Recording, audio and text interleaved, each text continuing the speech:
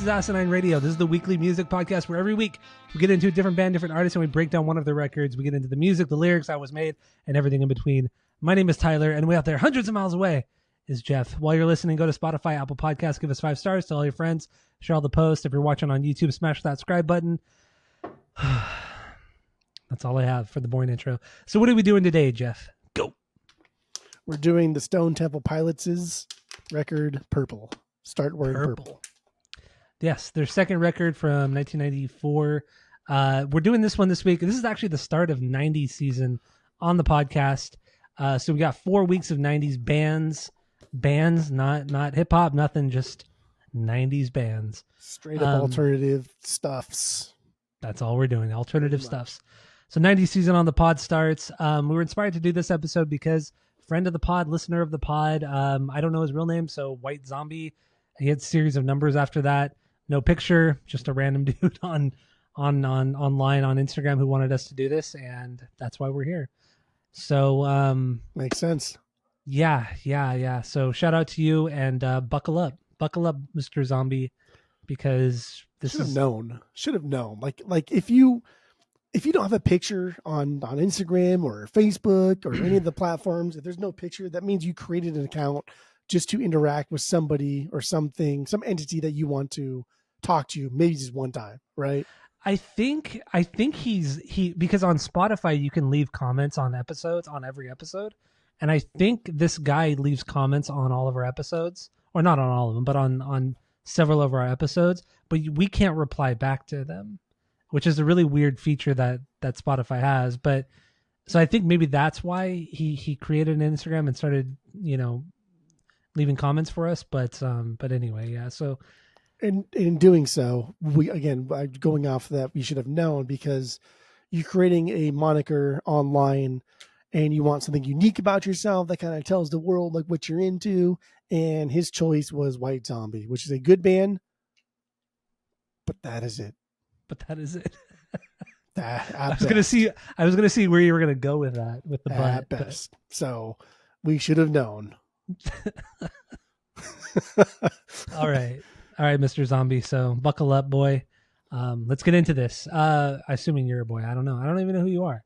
If he heard the last, we don't know. If he heard the last episode of how we treated the dude for Isaac 311, then I got the worst of it. And honestly, what's great, how much shit we talked about 311. Isaac TM'd us like a couple days after the episode came out, and he's like, I totally agree with you guys. This is like the best worst band. I call this band the best worst band ever. So like as much shit talking as we did on 311, he agreed with us. So Isaac's a homie, that's why. Yeah, Isaac knows. He's a good guy. Because we all like shitty music sometimes. Korn. Well, I don't like any shitty music, but we all like shitty music sometimes. So that's all right. Okay. What are you, fucking Matthew McConaughey and Days Confused? Well, that's all right. That's all right. All right. All right. Anyway, let's get into this. Let's get into our origin story with Stone Temple Pilots. I keep wanting to say Smashing Pumpkins. I wish we were doing Smashing Pumpkins. Let's get into our origin story of this band, Stone Temple Pilots. So what do you got, Jeff? Go. This is a band that's just always been around, right? This is a band that just, they've always been there. And it's, what's funny is I don't like the Jarl. Never have, never will. But I've always thought this band, not always, but for a long time, I thought them and Pearl Jam were the same band, to be honest. And I always thought that Stone Temple Pilots, when everyone's telling me, "You're not cares," I was like, oh yeah, that's Stone Temple Pilots for sure. Yeah. But like, that's Pearl Jam. But like, yes, who gives a fuck? The same fucking band. Like, they sound exactly the same on Core and Pearl Jam's 10. Like, there's the fucking same fucking band. I don't care. But I have no history whatsoever with Stone Temple Pilots outside of like this week. And this week was the first real time that I've ever listened to a record in its entirety. No, that's not true, because when we did Grunge Season, well, we both listened to Core. Yeah. But I hated it then. And even though it's my number 2, I still don't like that record. It's not a good record. It was still bottom tier. I think we listened to 20 grunge records. And STP, I remember STP, Pearl Jam, and Alice in Chains were at the bottom of my list. Yeah, Yeah, we even they did were like a just fucking tier list. Remember we did like we did. the thing that you can do online that people do all Yeah. the time. What the fuck is S that tier, shit's A called? tier, B, so on and so forth. Yeah, Did it and for New Metal season too. and even then it was just that was a fun one because at New Metal least that season was was fun. enjoyable. But it was just like, dude, I don't like Scott Weiland. I don't like him. I don't like the Scott Weiland wail. I think he thinks like, yeah, I'm Scott Weiland, yeah. I think he thinks like that's a good fucking sound. It is not a good sound. It's fucking obnoxious, and it sounds like a drunk asshole at a bar. So I really don't have an origin story with STP other than hearing like Interstate on the radio and then Love Song and Plush over the years, and just still like, those songs are pretty dumb. I don't like them. That's it. Okay, my origin story, the first time I remember ever hearing them is actually seeing them, not live, but seeing their music video for Sour Girl. This was in 1999 when that song came out, that video came out. And what are we, 12 years old? Sarah Michelle Gellar's in that video. Sarah Michelle Gellar at the time, I mean, one of on top of the world. On top of the world. One of the cutest girls in Hollywood at that point, the only person like cuter than her would be like Jennifer Love Hewitt. They were like the two it girls. That's fine. Well, okay, that's wrong, but but honestly, like they were like the girls at that time, that every teenage boy loved. So that was the video, that was the thing that I remember from STP, the first thing I remember ever watching and listening to, and I hated that song, hated the song.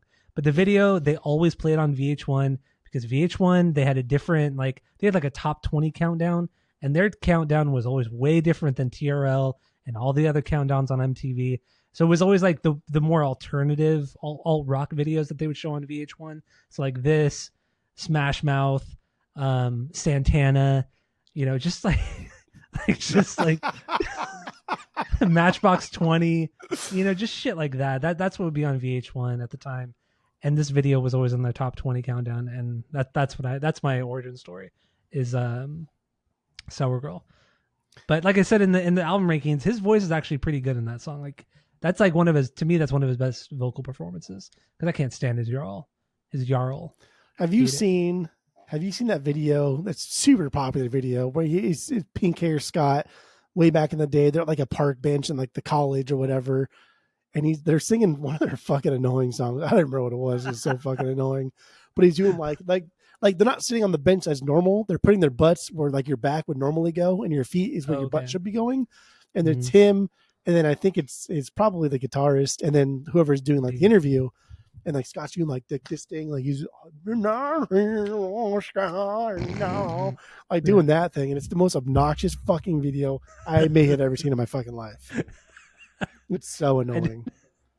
I didn't watch any interview videos. I watched the music videos from this record, and I watched two Howard Stern performances from 2000. I don't get it. Honestly, this band is not for me. Scott Weiland is not for me. I know people absolutely love this band. They sold, altogether, I think they sold something like 30 million records worldwide. It's a lot of records. It is a lot of records. I think this one sold over 6 million alone. And, man, I don't get it. It's not for me. I think it's pretty mediocre. I think even, we'll get into it. I guess we'll get into some of the individual songs. So my origin story is, I'm not my origin story, but my initial thoughts on this record is it's not very good. I don't really care for it. So my initial thoughts are it's not very good. It's not, dude. It's not. But they're for pooping. But I want to go back to the Sarah Michelle Gellar because so like for our record store Instagram, David and I share the same Instagram. It's just for the record store that we have. One of us, Desert Grooves Record, huge shout out. One of us followed Entertainment Weekly at some point for whatever reason, but now I am addicted to it, and it's like the first, because they post a lot. So whenever I go to Instagram, it's like the first thing that's always up. And not that long ago, within like a couple weeks, it showed a picture of Sarah Michelle Gellar and Freddie Prinze Jr. And just a reminder that they are still together. They're still together after fucking 2002, meeting for the first time. And I know what you did last summer in like 98, 99, or where the fuck they came out. That's wild. It is. It really is. And none of them, dude, that's not like America's Couple. I don't fucking know what it is. seriously, it is. But and the reason why they're not as popular as they are is because they're not all about the drama. They're not about like blow ups in public and paparazzi and all that kind of shit. Like, for example, the Kardashians and that whole family. Or It's Ben Affleck and J-Lo right now. Exactly. Yeah. Good Exactly. Lord. Keep to there's a themselves. lot of Entertainment Weekly, but I just like you forget about them, and for that exact reason, you forget that they're still together. And so whenever it comes up on like, oh yeah, Sarah Michelle Gellar and Freddie Prinze Jr. were spotted at fucking Venetia's Pizza having a dinner, like, oh yeah, they're still together. God damn, that's a long time. Long time. Yeah. 22 years. Yeah, They both look good. They both still look good. Yeah, they do.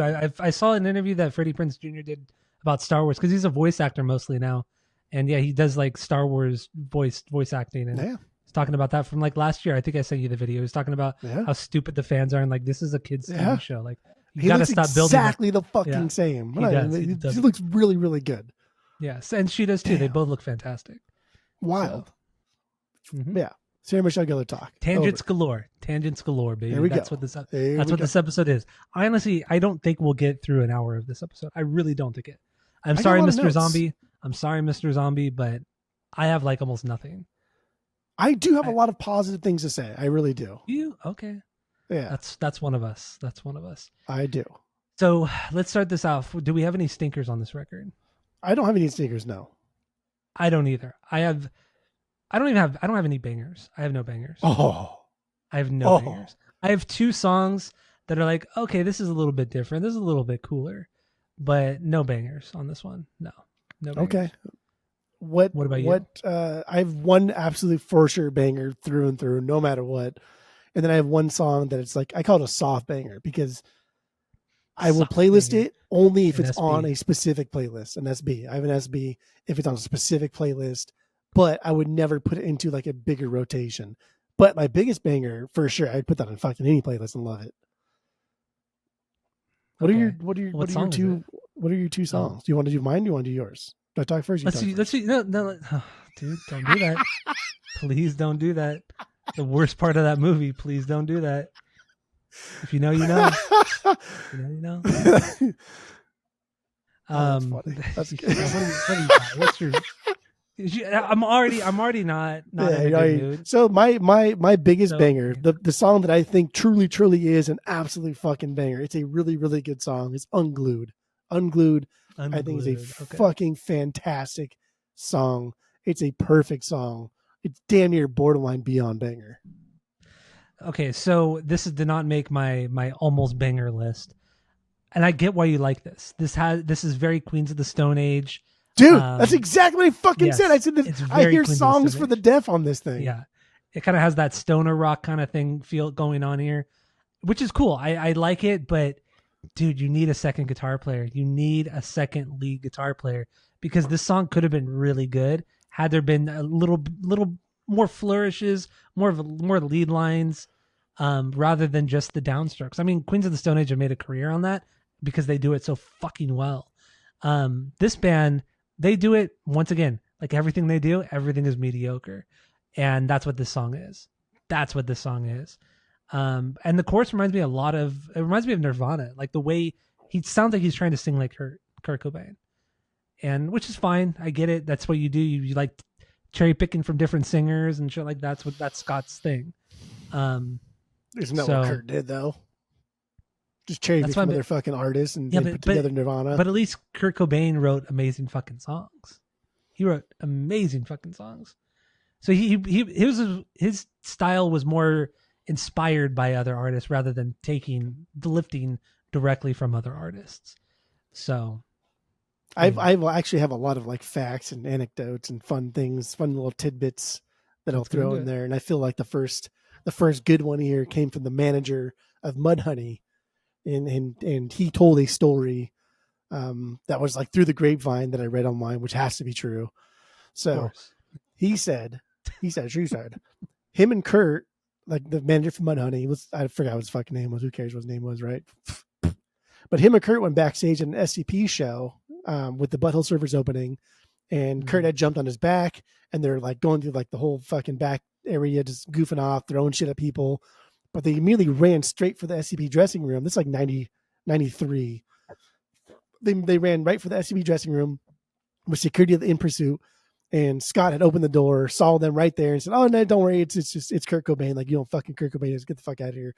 So Kurt and Scott were at the backstage food table getting a bunch of food, and Kurt told them, according to the Mudhoney manager, according to this fucking Steve Hoffman forum thread that I read, Kurt said, "People tell me you sound like Nirvana.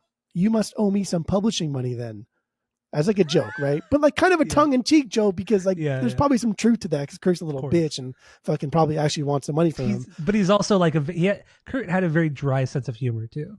But like according to legend, without fucking hesitation, Scott nodded, immediately went into his pocket, pulls out this crumpled, sweaty, disgusting $1 bill, gave it to Kurt, and then Kurt just started dying laughing. Fucking thought it was so fucking funny. And from then on, they were just at least friends. Sometimes rivals, but at least friends in like the nice sense. And that was kind of fun. If that story's true, that's really cool. That is really cool. That's cute. It's a cute little story. It is. All right. That's what. But that's why. Then I mean, going off further too. Like, I mean, I don't make this a Nirvana pod, but like when Kurt died, might as well. It was a shocking thing. Like, we had not seen a fucking rock star so young like that, so defining, die in that way. Maybe like in decades. Since like Hendrix, decades, honestly. exactly, like decades. And so when Kurt died in '94, like after that, we saw, you know, Scott and Chester and Lane, like all these other like big rock stars are dying off. But like that affected the music scene. And Scott had said, because Scott was supposed to be at the same fucking rehab center that Kurt was at when Kurt had famously jumped the fence instead of just checking himself out of rehab and then subsequently dying. Scott was supposed to be at that same rehab facility that Kurt was at, but was transferred out because one of the Butthole Surfers guys was there. And the manager knew that Scott and the Butthole Surfers guy didn't get along because it's shit that he said. I have notes on that too. So like he transferred Scott out of that same facility. So like there was this kind of like weird remorse thing that Scott had there. He was heavily into drugs, and he was like, dude, I was supposed to be at that same facility that Kurt was at before he died. And so there's got to be some fucking, I don't know, but come on, unresolved issues there. That's a stretch. I mean, come on. That's kind of like I will tell you, man. I will tell you, dude, after reading some of the stories of Scott Weiland, yeah. Hard drugs have never seemed so glamorous. Just straight up. They have never seemed so glamorous. Dude was in rehab with Robert Downey Jr. Like, are you kidding me? Like, get the fuck out of here. He was like in a moving car with his wife at the time, and he was like, hey, drive me to my fucking dealer's house. He's like, no, I can't do that. That's bad for you. And he opened the door and just fucking tuck and rolled. Peace. I hold up long enough, the balloons will come up. He's like, peace, I'm going to my dealer's house. God. And so that's horrible to put up there. If you're watching the video of this right now. And so like also God. Like legend has it that he went to this hotel next to like his heroin dealer at the time, and Courtney Love was not his roommate, but like his neighbor roommate. She was in the room next to his. But her and him shot up all the fucking time. And then also, like, apparently she would call K-Rock and read these letters that Scott would write to his friends, his family, to his fans that were super sad and depressing and very apologetic and very much like, I have a disease. I need help. I am very sorry. And Courtney Love, like on K-Rock, would read these live. And that's fucking wild, man. She's terrible. But that's a rock star, dude. That's a rock star downfall if I ever heard one. His whole life was a downfall. Like there's a downfall and there's a rock star downfall. This is a rock star downfall. Yeah, I suppose. Lying about your drug addiction and like being on stage and claiming you're like 10 years sober, but like you're falling over, slurring words, fucked up. Like that's a rock star downfall, dude. And then you die 3 days later on your bus in Minnesota. That's a rock star fucking downfall, dude. That's morbid as fuck to think about, but like, if you're gonna go out, man, you go out. Like dude went out. He's one of those rock stars who has lived the fast life, who lived the fast life, and you know all the stories are written about him, or you know they're all true. You know what I mean? It's just like he has this crazy lore, but it still doesn't. Who cares? Like it's cool, yeah, but just like the music doesn't. I don't care. The music isn't that great. It doesn't make me want to go listen to the music more. It doesn't change my opinion on his. No, same. Music. Absolutely. Nothing like that. But he did say something interesting after Cobain died. It was because this is also like in the midst of his heroin addiction, and he was kind of like, yeah, dude, like we're all duped by the music industry. We think that, or we tell kids that they can grow up and be rock stars and live the fast life and make big money and become famous without having to suffer the consequences in like the midst of a heroin addiction, which is just like, dude, hello, that guy's a fucking massive liar. Like nobody, I don't know, man. Like, I don't know. I've never been around somebody this addicted to heroin who was clearly going to fucking die from the beginning. And like back to when they opened for fucking Megadeth on that first tour, right? And like, why are you opening for Megadeth? Because Dave Mustaine loved Core. He fucking thought you were the bee's knees. So weird. And supposedly Mustaine told Scott personally, he said, hey, dude, stay away from heroin. It'll ruin your fucking life. That's like kind of in like the lore of music there. I don't know if I believe that or not, but kind of do believe it a little bit too. But that's fucking wild, dude, because like STP just got shit on by everybody in the beginning stages. Like everybody hated this fucking band. Everybody thought they were plants. Everybody thought they didn't pay their dues. That's harkened back earlier on with like Chester Bennington, right? With Hybrid Theory. That's why I started bringing it up later, because like Hybrid Theory blew up and was this big thing, and people thought, I still think like they didn't pay their dues. And it's like, you got to kind of pay your dues a little bit. Otherwise you're just a fucking pop act. You're just thrown together by somebody. But like they had been touring. SCP were a band. They were two different bands before they were STP. 3 years, right? I think they started in 89, I believe, as not Army of Anyone. That was the other side project. It was like some Big Joe and the Blues Mighty Brothers, Joe, Mighty like Joe Young. Yeah, Mighty Joe Young. There it is. Mighty Joe Young. Yeah. What was that gorilla movie? Was that Mighty Joe Young? It was Mighty Joe Young. Yeah. That was the Get the fuck out of here. No, it was not. Yeah, it was. Yeah, it was. Fact checking. It was like a Disney Joe movie. Young. Wow. Did you also see that when they were Mighty Joe Young, they were opening up for Electric Love Hogs? Yeah. Like 1991 or 1990 or something like that. Yeah, that's pretty cool. I thought that was pretty cool. I'm also just through the roof that Mighty Joe Young was that fucking Disney movie. 98. It was like 98. I was gonna say like 96. Yeah. That's wild. So yeah. Anyway, STP was just completely shit on like constantly for being disingenuous, and I think it's hilarious because I think they were disingenuous. I think they were a garbage group that got together, and I think their bass player is fucking phenomenal. I watched the Beato interview that he did. And I was just like, dude, you are so fucking good. You are so much better than everybody in this fucking band. They are lucky to have had you. And then you see it. Every one of their fucking songs was written by one of the DeLeo brothers. One of the DeLeo brothers, yeah. It was either Robert, him, or Chris, one of the DeLeo brothers. So I'm just kidding. Chris DeLeo wasn't in the band. I get a it. joke. I get the joke. But yeah, like after watching that Beato interview, I was like, God damn, you are a really, really fucking good bass player. And he wasn't a bass player. He was a guitarist. He was. Like, that's how he started.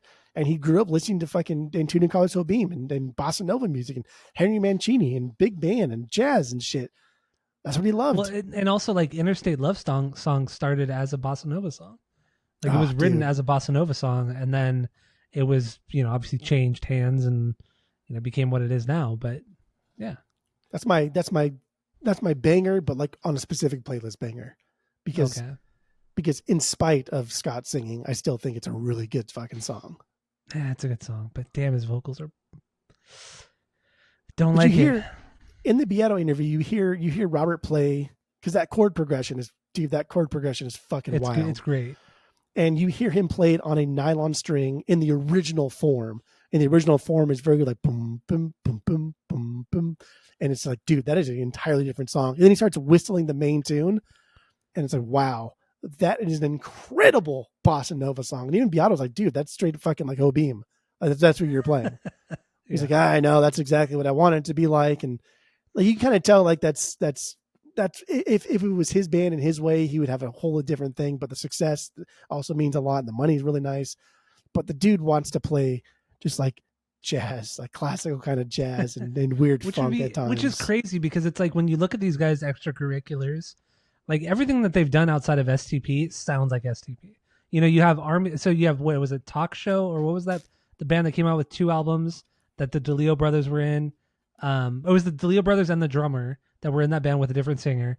And then Army of Anyone, which was essentially a supergroup. It was Robert Patrick from Filter on the vocals, the DeLeo brothers, and then Ray Luzier, who was at the time in David Lee Roth's band, but now is in Korn.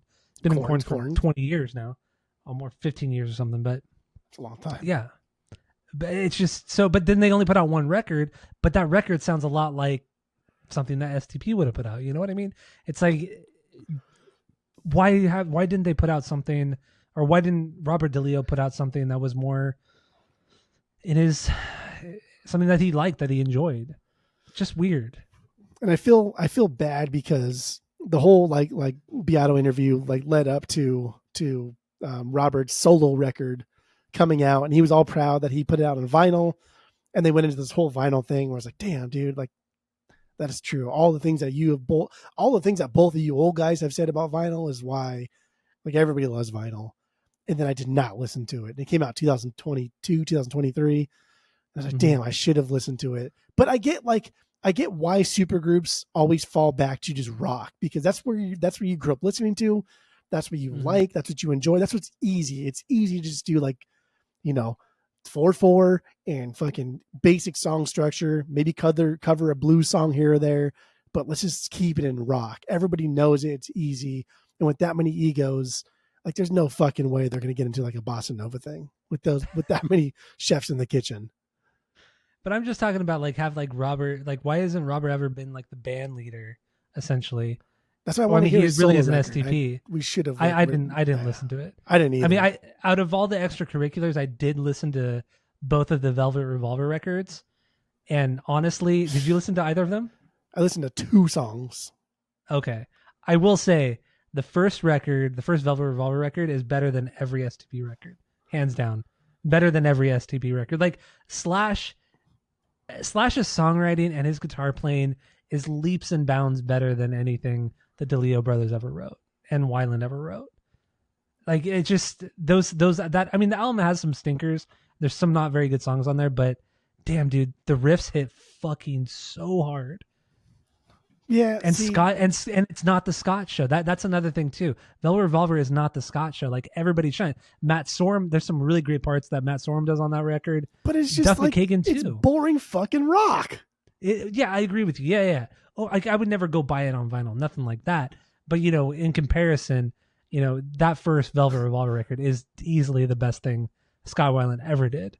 And I mean, I didn't listen to his solo records, but I imagine they're probably pretty bad. It's tough. It's tough because I do think that like, again, I got through like 2 songs on Velvet Revolver's first record, and I was like, dude, this is just generic, boring, mindless, safe fucking rock.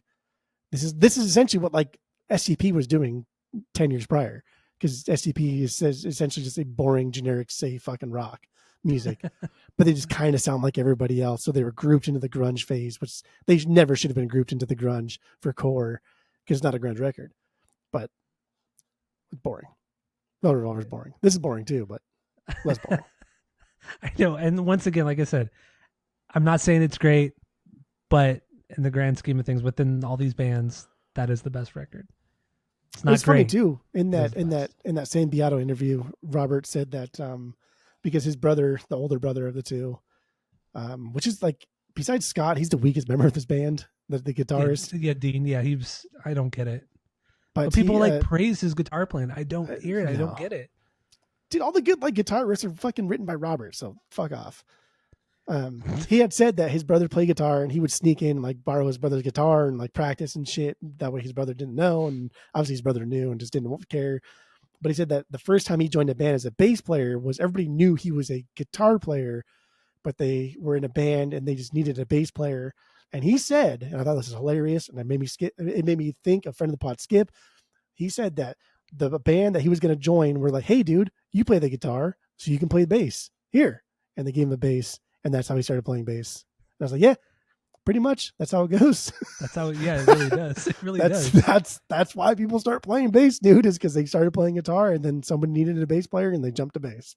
I mean, the same thing happened with Lemmy in Motorhead. It's before he was before he created Motorhead, and even before Hawkwind, he was a guitar player, but he even said like, I'm not the greatest guitar player. There are people who are much better than me, and I just wanted to play music. I just wanted to be in a band. So I just picked up a bass and I joined a band because everybody needs a bassist. Everybody needs a bass player. Nobody wants to play the bass. Nobody picks up a bass guitar. Nobody fucking picks up a bass guitar. So you're like guaranteed to be in a band if you play the bass. Yeah. So. Play the bass or own your own drum set. Yes, exactly. Or have a practice space. That's true. The three big things, right? Be a bass player. I would say be a bass player, own a practice space, or own a drum set. Those are Yeah, the drum three set, biggest things. You don't even have to know how to play the drums necessarily. Yeah, fuck it.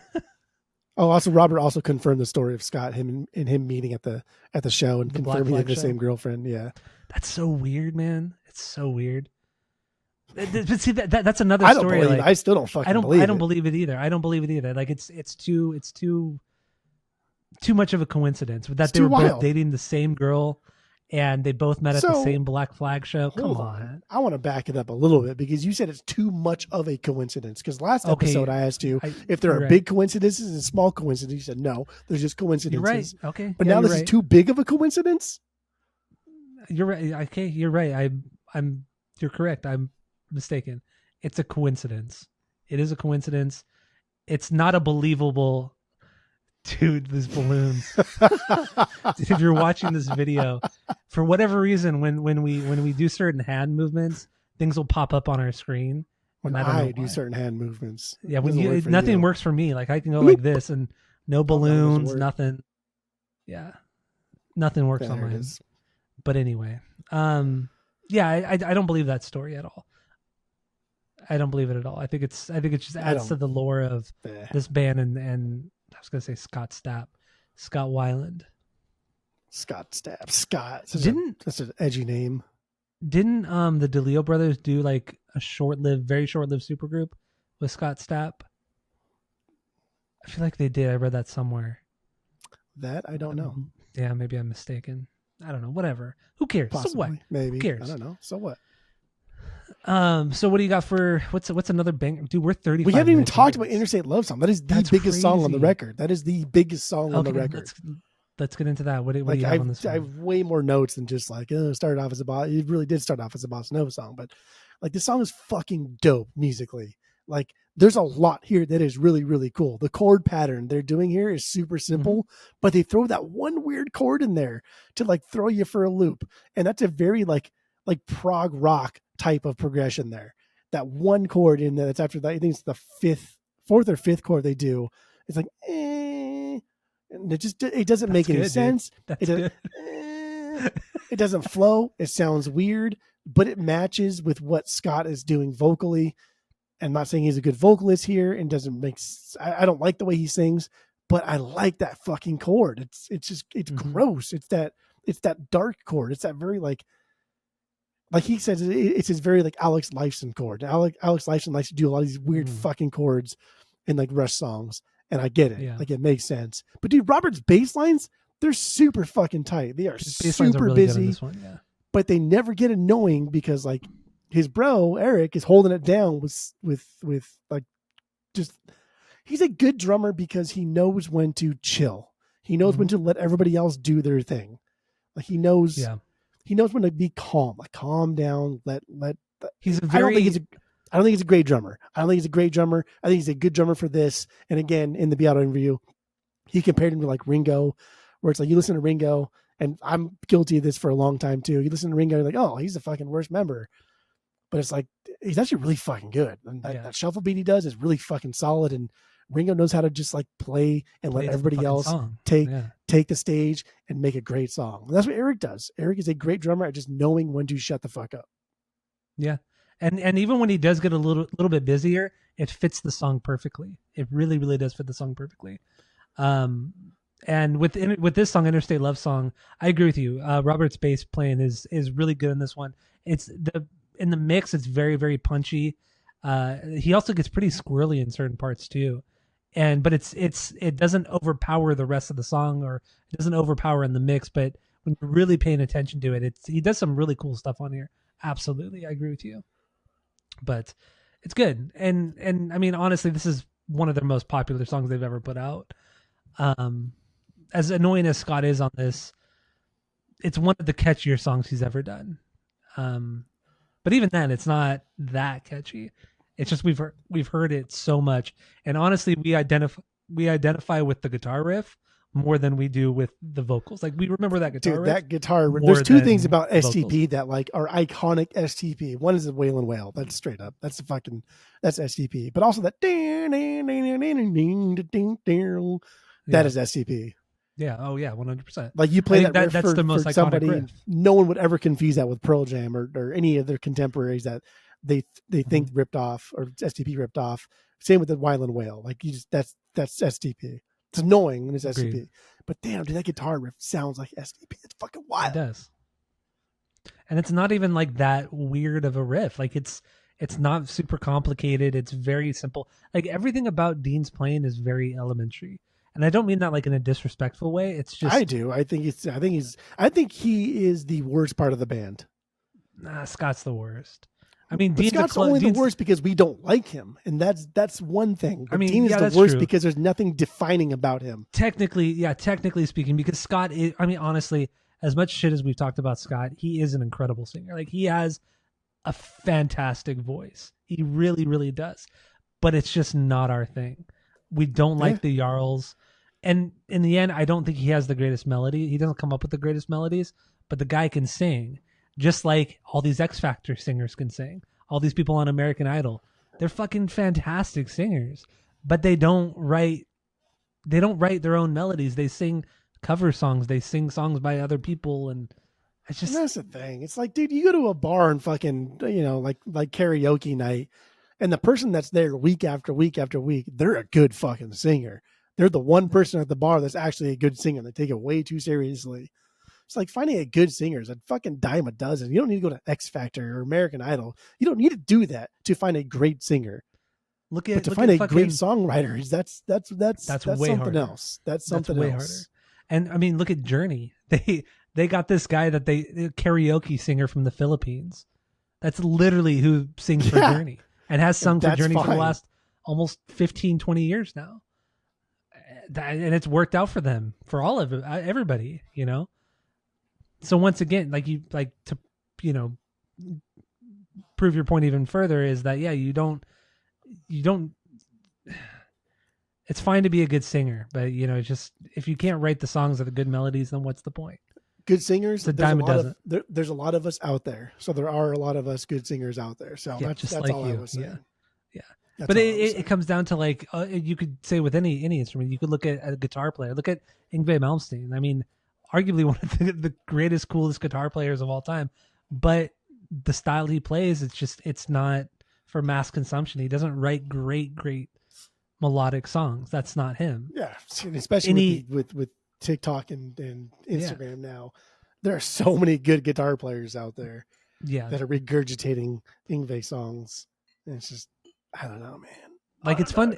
It's a thing to watch. Like, oh, this is fun for like 3 minutes, and then I'm just gonna go listen to fucking Metallica or something, or somebody who writes like a good song rather than just a guy who shreds on guitar. But then that kind of like bleeds in and begs the question of like AI stuff, right? Like, why am I watching this guy shred the guitar who's really good, but all this dude does is practice every fucking day and there's no soul to it? What is the difference between that and like AI generated guitar driven music? Is there a difference? I mean, obviously there is a difference because one is created by AI and one is done by a person. But when it comes to create what you tell it to create. No, I agree. I know what you're saying. But which is more soulless. But what I mentioned earlier was like when you find an artist, when you find a song or a band or an artist, whatever. To me, at least, how I view music is like I attach myself to their like almost personality. Like I want to know everything about this person. I want to learn everything about how they wrote the song, what they do like outside of music, because I like to build this world around these bands that I listen to and artists I listen to. But obviously with AI, it can be more difficult to do that. Yeah, you could. If it's somebody using really good AI as a really tool, enjoy it, no matter what the person does in their personal life, you're still going to listen to it. It's true. That's true too. I don't know, dude. This is what happens when we talk about STPs. That they're garbage. What are your two biggest possible bangers? The two songs that you thought were. Let me hold on. Let me see if I can just get them here. You ready? Before you do that, so you're about to guess what my two bangers were. Oh yeah, that's what I was about to do. One of your possible bangers, I think, is probably Army Ants. Let's see. I'm just reading through my notes to see which one I have Punk highlighted. here to see which one would be your other one. Okay, You're okay, you're I'm one gonna, for two right now. You're 1 for 2 right now. Yeah. okay. So I'm gonna get a little cheater here. So I think that one, or I think it's Meat Power Loungefly. Ah, okay. So you're 1 for 2 in the end.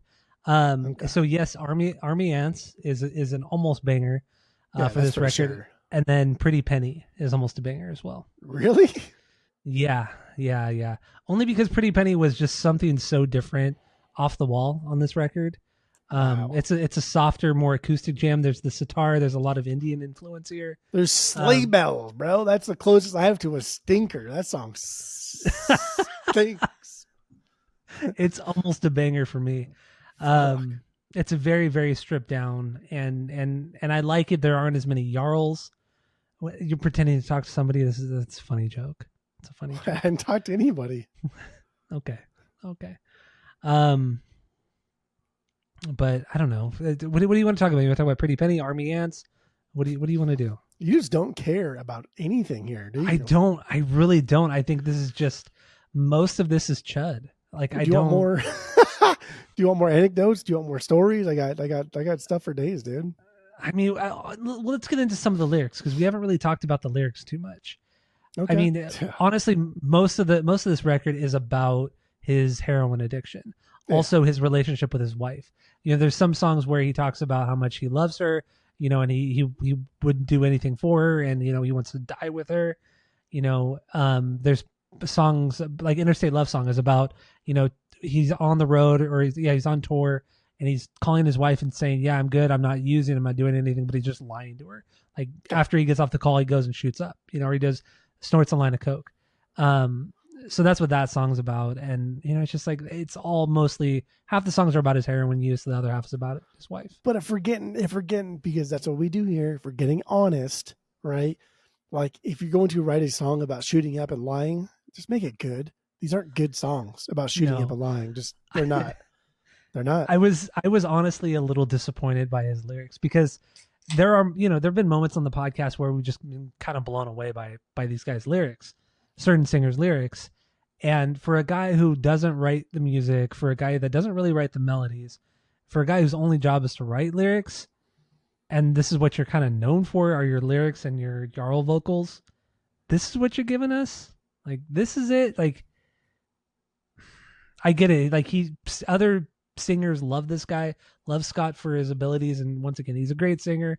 Not for us, but his lyrics suck. I don't care for his lyrics. I think at most they're ambiguous, but they're not thought provoking. They're too ambiguous. I don't know, man. There's a weird vanilla ambiguous. There's a weird, I gotta get my whole hand in here, both hands. There's a weird middle ground between being too ambiguous that you just don't make any fucking sense because you're just a junkie and I don't get it, and then being too on the nose to where like don't just tell me what you're going through, but like let me feel what you're going through also. And on one hand, it's more like textbook, kind of like you're reading from a dictionary, and on the other hand, it's kind of just like a really weird stream of consciousness to where it's just like I don't know the fuck you're talking about. These are so ambiguous. Nobody knows what the fuck you're talking about. Scott, like at times, is like on this hand, on the left hand, where it's just so fucking out there. That's it's about drugs. It's like,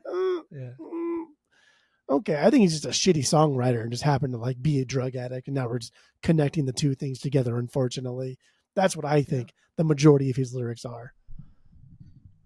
I agree. Like I expect more from a historic rock star. I agree. He doesn't do the super crazy ambiguous like Cedric from the Mars Volta at the Drive-In, you know, where it's Cedric's just so off the wall. Like, dude, chill the fuck out. Yeah, you really need to calm down and write something more cohesive. But then it's just he can't find this good middle ground. Like it's either one or the other with Scott Weiland, and I don't think he's particularly good at anything. Like he doesn't write a story. There are no themes to his music outside of like his obsession with doing drugs. Like this is, I mean, welcome to the 90s, dude. Right? Oh my god. Doing drugs is like his entire personality. That is literally his entire personality. Which I get it, you know, like in the 70s, 60s, and 70s, it was all about, you know, sex is my entire personality. Ted Nugent, all he wrote songs about was about having sex with girls. I get it. That's a thing, but dude, it gets so tiresome. It gets so tiresome. And for Scott Weiland, like I said, if your literal only job is to write lyrics and sing, you got to come up with something better than this. Which like I would like to go. I mean, not go back to because we've never done it, but I know like "Dirt" by Alice in Chains, that one, and then friend of the pod Skip has said so. But I would like to go and visit that one and get into those kind of lyrics, because if I'm going to watch the downfall, not watch, but like read about the downfall of somebody via drugs through their lyrics, I need to feel more, and I don't feel. I mean, in the context of the record, I don't feel bad for Scott here. I just don't. I don't. He's not making me feel bad for him. All the extracurriculars I read made me feel really bad for him. I was like, damn, dude, you were fucked from like 10 years old. Like you were on a doomed path. Like how he was molested and shit, and and like how his fucking other little brother got run over by a car and died when he was super fucking young, like 10 years old, and how he was tossed back and forth between his adoptive father and his stepdad and his real dad. And also, like, another anecdote I had here was that I think it was the drummer for the Butthole Surfers was the one that introduced Scott to heroin for the first time on one of their early things, the early shows, the tours they did. And then later on, when SCP was kind of blowing up, that same person that introduced him to heroin kind of like shit on STP and Scott, calling them kind of like, I think the interview said like, who sounds like STP? And then the guy was like, who doesn't? And I was like, oh. And it pissed off Scott so much that they pulled everything from MTV. They would do no like MTV promoted tours. They would do no press signings until that guy from Butthole Surfer called Scott Weiland personally and apologized to him. Like, how stupid that is that? So petty and stupid. That's so bitch. Yeah, very. But that was like one of the coolest insults I've ever heard. Like, who sounds like STP? Pff, who doesn't? Oh. That was solid. I think it was a drummer. It's good. I think it was a drummer. Yeah, I don't know what we were talking about before that. So I don't need. We were lyrics. We were just talking about the lyrics overall on the record. I have a couple. I have a couple standouts. I have a couple standouts for lyrics here, though. There are some things that I do. I don't know. I do want to talk about one. I think Vaseline. I think that's I think that was a fun just metaphor, even though it was one tiny part of the entire list of lyrics that he wrote. The thought of a fly landing in Vaseline and just being like physically unable to get out through their own force and will. I think that was kind of a cute like way to relate what it feels like to be addicted to heroin. That was fun. I enjoyed that. The other one, I guess another other one is I don't want to talk about that right now. We'll talk a little bit. Kitchenware and candy bars. I think me like these song. These lyrics. Well, it's not the last song. The secret song will be the last song. The secret song, but okay. But the lyrics here are damn near close to being on the no list, because here are my favorite lyrics on the entire record, because I think this is so fucking bad. Should be on the like this is your fucking singer right here. He says what I wanted is what I wanted. He says it twice in the chorus. That's what he said. What I wanted is what I wanted. That's it. Yeah. That's what we do, dude. That's stupid. That's the closer. That kitchenwares and candy bars. That, like, for the record, this is the perfect. Bad. This is the perfect closer, right? Because it just check marks all the fucking boxes. It's long. It's drawn out. Repetitive lyrics. Repetitive things. A lot of wailing. Just dumb fucking lyrics. Like, that is the perfect closer for a dumb fucking record that is overrated. What I wanted is what I wanted. Good fucking God. What I wanted is what I wanted. Are you kidding me? That is. We should honestly add that to the no list. That would be the first time that like a well-known band or artist is added to the no list. Yeah, I think so. I think you're right. Yeah, we should publish the no list on our socials. Like, these are banned words. Updated banned phrases. Yeah. Because like what I wanted is what I wanted is what I wanted is it is what it is. That's what that is. Oh yeah, it totally is. There were a lot of is there. I know. The more we say the word is, the whole thing is, it bothers me. That is. I know. Is. It irritated me too. Oh my God. Dude, this album sucks. I don't. This album sucks, man. I have other good notes here, dude. I'm gonna get through my good notes. Are we Yeah, ready to wrap what it do up? you- Do you want to run through them like we usually do? Yeah, let's run through them. All right. I have like nothing really. I just have like nothing here. Me Plow. I don't Me really Plow, give a yeah. fuck. This is just generic '90s hard rock alternative. I don't give a fuck. Vaseline. Kind of talked about that already. I don't really give a fuck. Loungefly. Well, going back to Vaseline real quick, I heard a lot of Foo Fighters. I feel like Dave Grohl took a lot from this kind of Stone Temple Pilots and threw this into the first couple Foo Fighters records. I mean, So I will say Vaseline is a fucking '90s sounding song. Extremely all rock. If you told AI to like make a '90s sounding song, it may spit out Vaseline. It really because might. it's like because when you hear that riff, when you hear Dean's riff on this song, it sounds like okay, this is pretty rad. But then there's something missing from it, and I can't figure out what's missing from this main riff. Like there needs to be a couple more notes rather than just looping like the first couple notes. I cannot put my finger on it, but there's something missing about this riff. Otherwise, it could be really fucking solid. But it's just there's a lot of looping of the same thing, and I just whatever. Continue. Vaseline, fine. There's just something I can't quite put my finger in. And then Loungefly. Oh my god. Loungefly. This is an okay song through and through. Like and speaking of Butthole Surfers, Paul Leary played the guitar solo at the end of the song. There you go.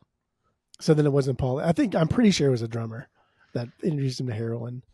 Might have been, yeah. Heroin, like the Bush song, Heroin. Glycerine. That would have been a better name for that fucking song. We should have done Bush this week instead. Honestly, we probably should have done. We should have done Bush, and that would have been way better than this. It couldn't have been worse. There's no way it could have been fucking. Dude, Savage Garden was worse. So yeah, that's another. We didn't even talk about this yet. Yeah, we wanted to throw Savage Garden into '90s season. Well, we each picked something. Be truthful. We each picked things that we probably want to do and we love. And you thought you loved fucking Savage Garden. I thought I liked this record. I thought I liked that first record, but no, dude. I listened to the whole thing, but after this first song, I thought we're not going to do we can't do this. But I stuck it out and I listened to the whole thing. And I think you got 3 songs in, and you're like, "This is fucking the two biggest singles." After that was done, I was like, "I'm out." It's so bad. It's not good at all. Not good at all. We're not doing Savage Garden because it's bad. Yeah, it's just not good. Not even like a fun bad. Correct.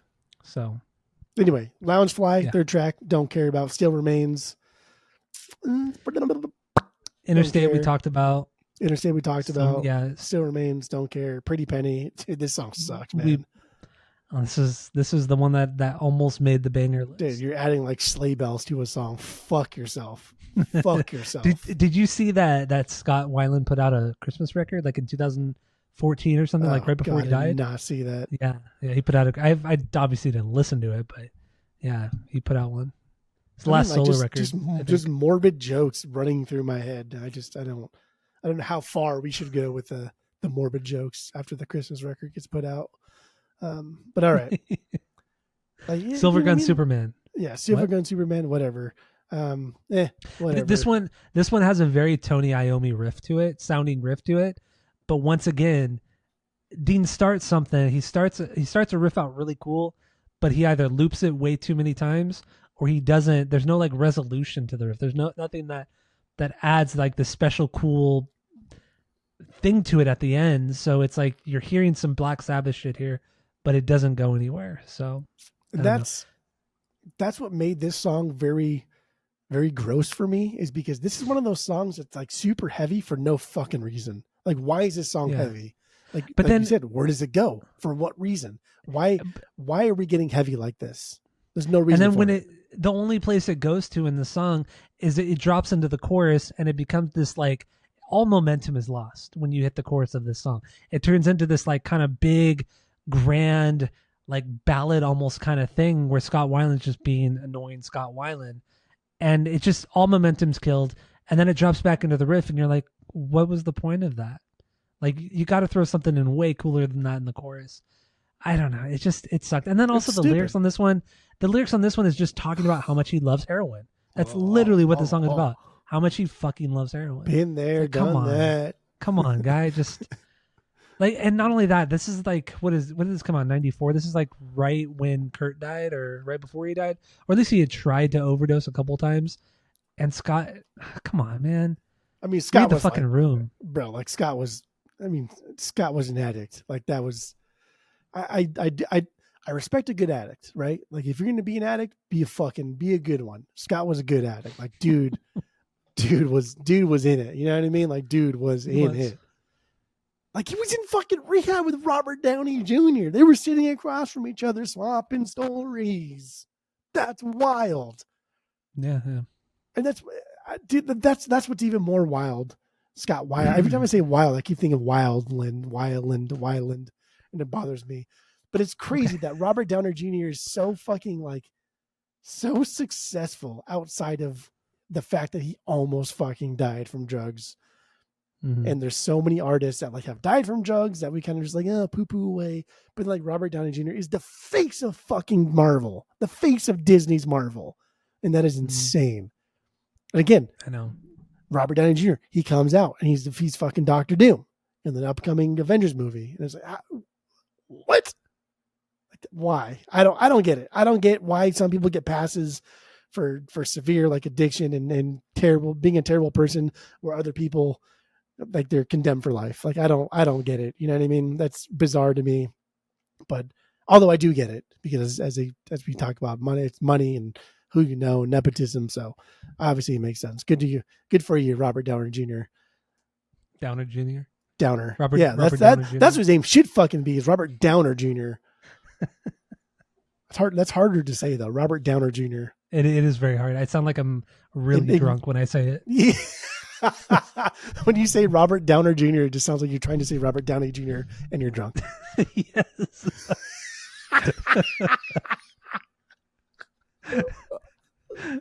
Hey, let's get into Big Empty. What do you got on this one? That's so stupid. That's really dumb. That's so dumb. That one really tickled me. That one really good. It got you good. I keep thinking about it. Robert Downer Jr. Robert Downer Jr.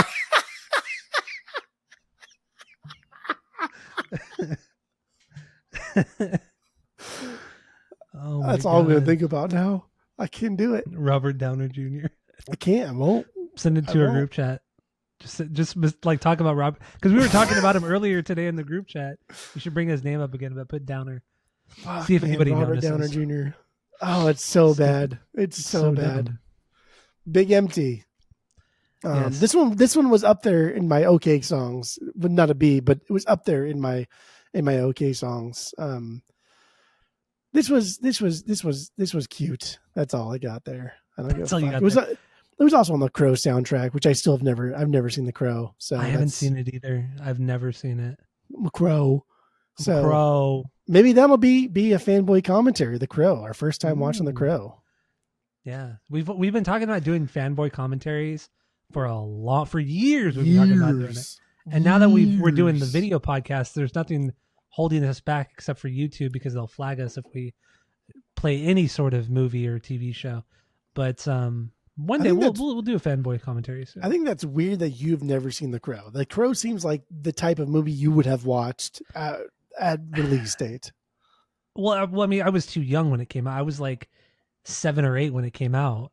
But also, as I got into when I was a teenager and stuff, when I was in my little emo, punker phase. When you were in that phase? I don't know what you're talking about. When I was in that back then, I just thought it looked stupid. I thought it looked really dumb. I just didn't care for it. It looked really and then this fucking guy goes on to like love fucking Murder 13s from Planet Dolls, 95 and AFI and all that. and shit. AFI from Self-Indulgences. So that that makes sense. I know. All But it just looks- disrespectful names there. It just looked dumb to me, so I never watched it. Dude. But I'm sure it's great. Okay. I'm sure it's great. But He anyway, died yeah. for So it. yeah, Brandon Lee died for it. But so originally STP they were going to put a song on that soundtrack out called "Only Dying." Then Brandon Lee died, and they thought, oh, well, that's probably a bad idea and insensitive. So then they put this song "Big Empty" on that Crow soundtrack. I'm a Crow instead of "Only Dying." So there you go, "Big Empty." Lyrically, it's about the breakdown of a relationship with a girl. It's so generic, just so generic. Yeah, it's boring. So we talked about Unglued, Army Ants, your biggest banger, which we didn't even talk about. We did not talk about this song at all. Yeah, this is their punker track. It's spastic. It's wild. It's super heavy. It's super heavy groove with like Rob and Eric.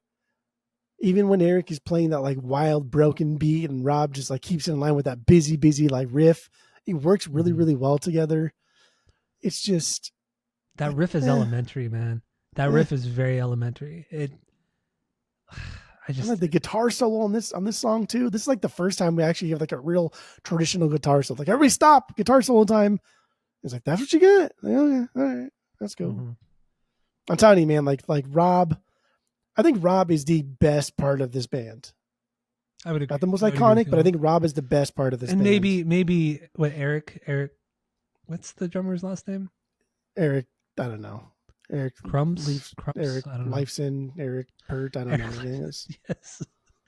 Yeah. Those Eric Getty.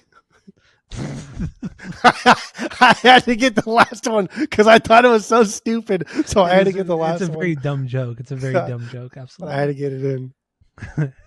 But yeah, this is like, oh, finally you guys have some energy here. There's some energy in these songs. Like, thank you. We needed this like kick in the ass on this record. And that's what the song is. But even then, whatever. The lyrics, it's about society constantly bringing you down and shit like that. Like, oh, come on, man. What are you, like, mid-20s?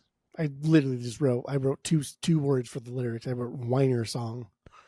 Yeah, that's what this is. It is a whiner song. It's a fucking whiner song. Yeah. That's wild. That is wild, dude. That's fucking wild that like Henry Rollins can write such elementary lyrics, but they're so more impactful and they mean so much more. And they're just as fucking whiny. Henry Rollins is just as whiny as Scott Weiland is. But delivery is everything, dude. Execution is everything, dude. Delivery, energy. Yeah, it's just, there's so much involved in that. And we all know Henry Rollins is not, objectively, he's not a good singer. No. Scott Weiland objectively is a good singer, but that goes to show you how much more effective Rollins is as a vocalist, as a lyricist, how much more effective he is than Scott Weiland. It's crazy. It's fucking crazy, man. But whatever. So the last thing, kitchenware and candy bars. It's just, who cares?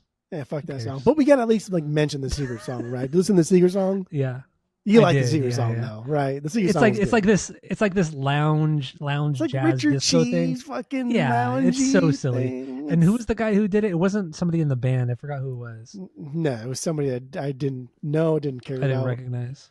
Didn't like Richard something, I think. Not Richard Cheese, obviously, but Richard something. I don't know. It was whatever. It was fun.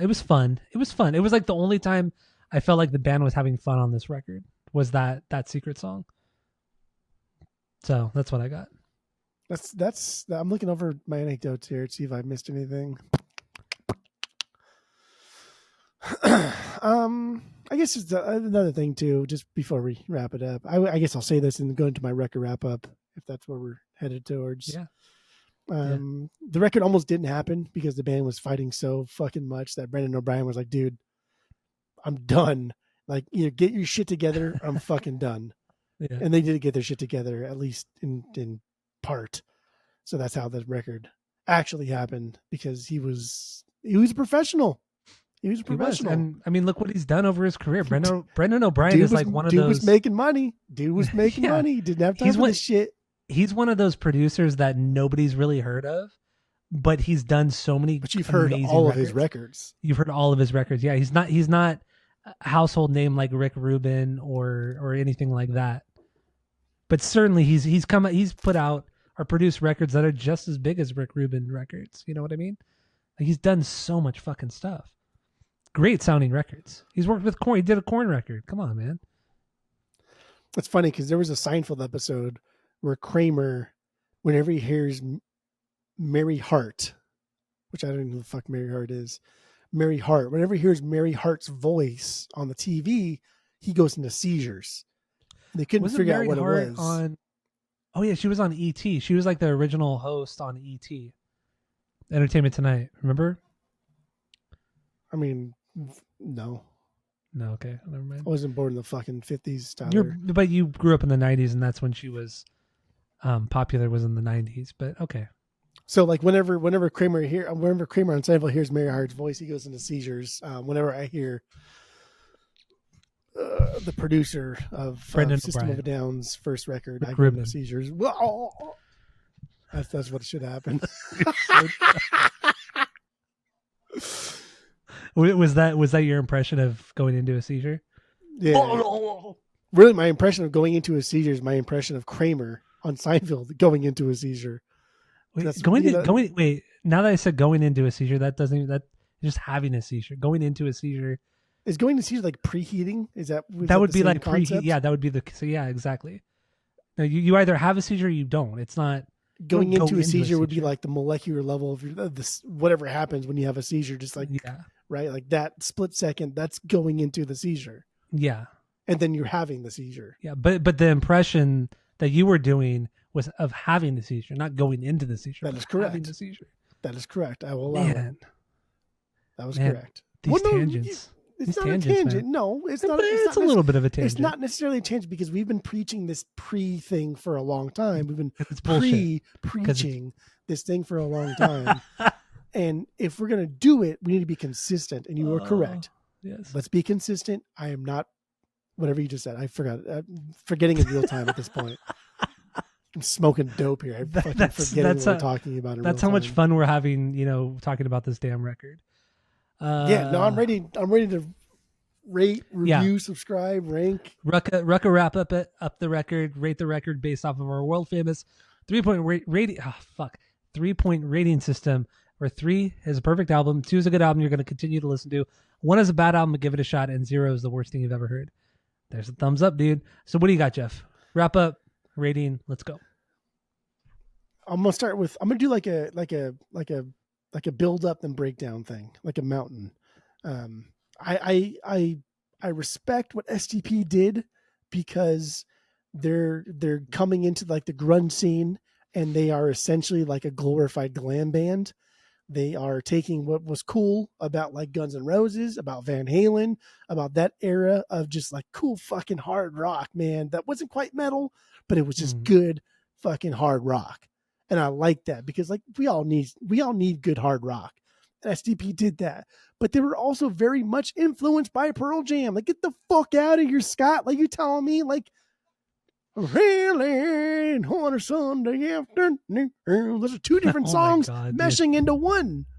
So you were influenced. Annoying. You were influenced by Eddie Vedder. Another thing I read too about Eddie Vedder, which pissed me off about Eddie Vedder, was he obviously like SCP. They're not from San Diego, but like they formed kind of in San Diego, and then like Pearl Jam up top in the Seattle area. But Eddie Vedder had said like, "Oh yeah, I spent a lot of time in San Diego with like my girlfriend, and we went to a lot of shows. We knew a lot of the people. I'd never heard of STP until he started doing our sound." I was like, "Bro, I love that. What the fuck are you? You're like, get the fuck. You're the shitty fucking band too. Get the fuck out of here." He is a shitty band, but I mean, oh my god. I do like the shade thrown at them. Nah, dude. SCP's first record sounds nothing like when we did the grunge walkthrough. SCP core sounds nothing like anybody else that was doing grunge music, because it's not grunge music. It's alternative at best, but really it's hard rock. It is hard rock. It's LA Guns hard fucking rock, just with kind of like grungy vocals. That is it, and that's only grungy because Scott Weiland fucking purposely does so, which is so fucking annoying because he talks normal. He can sing normal. Why do you fucking sing like that? It's obnoxious. It's not fun. So anyway, now I've hit my peak. That was my compliments. Okay. So now I'm going downhill here on the mountain there. Everybody but Robert is just, man, everybody's garbage. Straight up. Eric, like, even though I compared him to like Ringo earlier on, like Eric, dude, you just, you're not a good drummer. You're a fine drummer. You're an adequate drummer.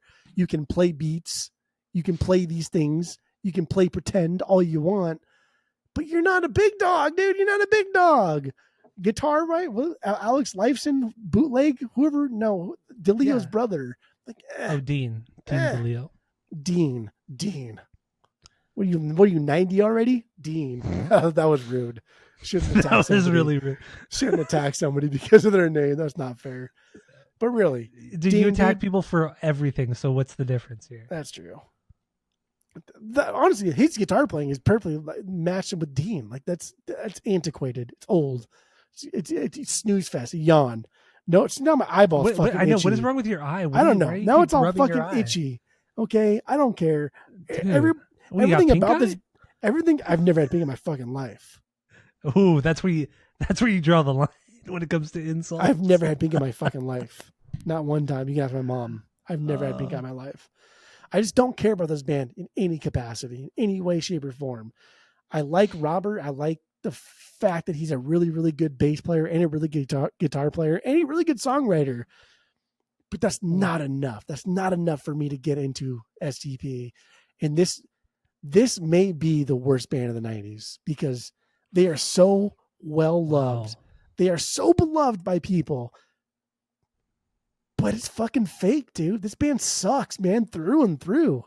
And this is my favorite record by STP. But this is a 1. This is a 1 at fucking best. At fucking best.